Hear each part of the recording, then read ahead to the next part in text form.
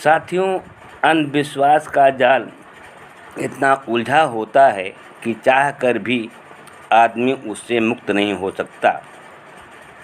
अगर कोई बुरी तरह अंधविश्वास के जाल में उलझ जाए तो वह मन से इतना कमज़ोर हो जाता है कि भय और तनाव के कारण बिल्ली का रास्ता काटना भी उसे आफत लगने लगता है।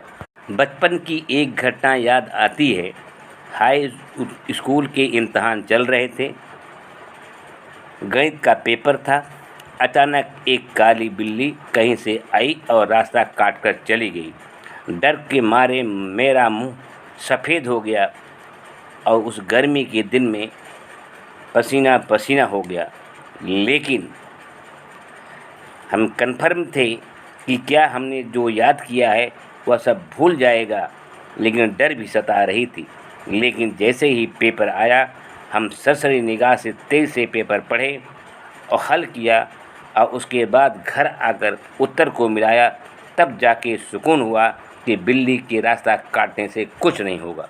दरअसल बचपन से ही हमारे मन में ईश्वर, देवी देवता, भूत प्रेत आदि का जो डर बिठा दिया जाता है वह धीरे धीरे अपना असर दिखाता है। तब भूत प्रेत जैसी चीज़ें भी, जिनका कोई अस्तित्व नहीं है, साकार लगने लगती हैं। पिछले साल उज्जैन के महाकालेश्वर मंदिर में एक बच्चे ने आत्मदाह कर लिया। उसकी मौत के बाद उसके हाथ की लिखी एक पर्ची मिली। उसमें उसने इस आत्मदाह की वजह तथा अपने मनोभाव को व्यक्त किया था। सुना है कि बलिदान से देवता खुश होते हैं, इसलिए मैं आत्म आहूत दे रहा हूँ। लोग खुश हों, सबके दुख दर्द दूर हों, यही मेरी इच्छा है। इसी से मिलती जुलती घटना कुछ महीने पहले लखीमपुर खीरी में घटी, जहाँ एक नौजवान ने देवी के आगे बलि दे दी। युवक अपने क्षेत्र में लोगों की तकलीफ़ों और विफलता से दुखी था। उसका ख्याल था कि उसके बलिदान से देवी प्रसन्न हो जाएंगी और उस क्षेत्र में खुशहाली आ जाएगी। पिछले दिनों जम्मू से 60 किलोमीटर दूर गेरुए वस्त्र पहने एक व्यक्ति बेहोश पाया गया। उसके साथ लेटा हुआ बच्चा मृत था। पता चला कि उस व्यक्ति का नाम जगदीश चंद है तथा वह अलीगढ़ का रहने वाला है और 1400 किलोमीटर की यात्रा पैदल तय करके वह वैष्णो देवी के मंदिर के सामने अपनी तथा अपने बेटे की बलि देने जा रहा था। पता चलता है कि धार्मिक संस्कार के रूप में हमारे जीवन में कितना खतरनाक जहर उतारा जा रहा है।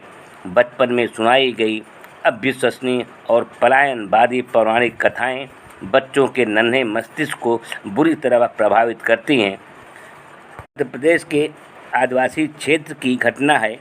एक स्त्री अपने 7-8 साल के बच्चे के साथ लकड़ी काटने गई। बच्चे को पास ही बिठाकर वह अपने काम में व्यस्त हो गई। बच्चा इधर उधर घूमने लगा। काम के बाद उस स्त्री ने देखा कि बच्चा वहाँ नहीं है। उसने आसपास बहुत ढूंढा। आखिर निराश और टूटा मन लेकर वापस आ गई।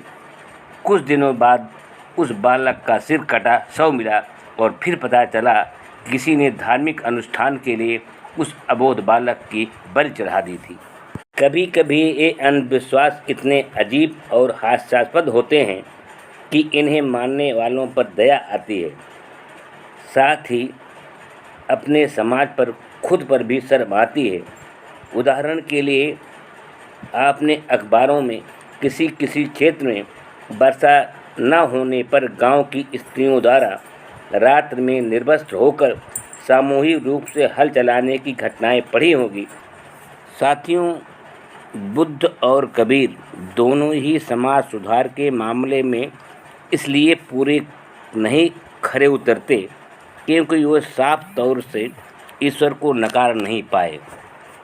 वही ईश्वर हर तरह के अंधविश्वास की जड़ है। स्वामी दयानंद सरस्वती ने बचपन में शिवलिंग पर उत्पात मचाते चूहों को देखा तो घर के अंधविश्वासी माहौल के प्रति उनके मन में विद्रोह जाग उठा। जो शिव अदना चूहे से अपनी रक्षा नहीं कर सकता, वह लोगों की रक्षा कैसे करेगा। यह बेचैनी भरा एहसास ही उन्हें जीवन भर मूर्ति पूजा के खिलाफ लड़ने के लिए प्रेरित करता रहा और अंत में वह इन्हीं अंधविश्वासों से लड़ते हुए मरे। धर्म ढोंग और पाखंड सिखाता है। जो इसका विरोध करते हैं उन्हें रास्ते से हटा दिया जाता है। सभी धर्मों में इस तरह के उदाहरण हैं कि ढोंग का पर्दाफाश करने तथा सच्ची बातें कहने वालों की हत्याएं करवा दी गई। यहाँ तक कि अंध धर्म उन्मादियों ने अपने समय के तमाम श्रेष्ठ चिंतकों, विचारकों, वैज्ञानिकों आदि को इसलिए मरवा दिया क्योंकि उन्होंने अपने मन की बात को बहादुरी तथा निर्भीकता से कहने का साहस दिखाया और धर्म के बेसिर पैर के फतवों को मानने से इनकार कर दिया। सुकरात, गैलीलियो और न जाने कितने ही दार्शनिक विद्वानों को अपने तर्कपूर्ण युगांतकारी विचारों के प्रतिस्थापना के कारण मृत्युदंड मिला। आज ज़रूरत इस बात की है कि धर्म के इस विकृत और अमानवीय रूप को समझ लिया जाए तथा धर्म के नाम पर पनपने वाले ढोंग तथा अंधविश्वासों का पर्दाफाश किया जाए ताकि धार्मिक विश्वासों के नाम पर जनता को गुमराह न किया जा सके। धर्म ग्रंथों में कौन सा प्रसंग अप्रिय है और कौन सा उचित, इसकी क्या कसौटी होगी।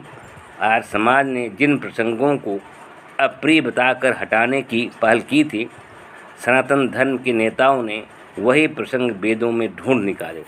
आज समाजी वेदों को कसौटी मानकर चले थे, किंतु वही बातें वेदों में बताई जाने लगी तो यह काम अपने आप ढीला पड़ गया। धर्म ग्रंथों की असलियत उजागर कर लोगों का मोह भंग किया जाए तो ही प्रगति का मार्ग प्रशस्त होगा।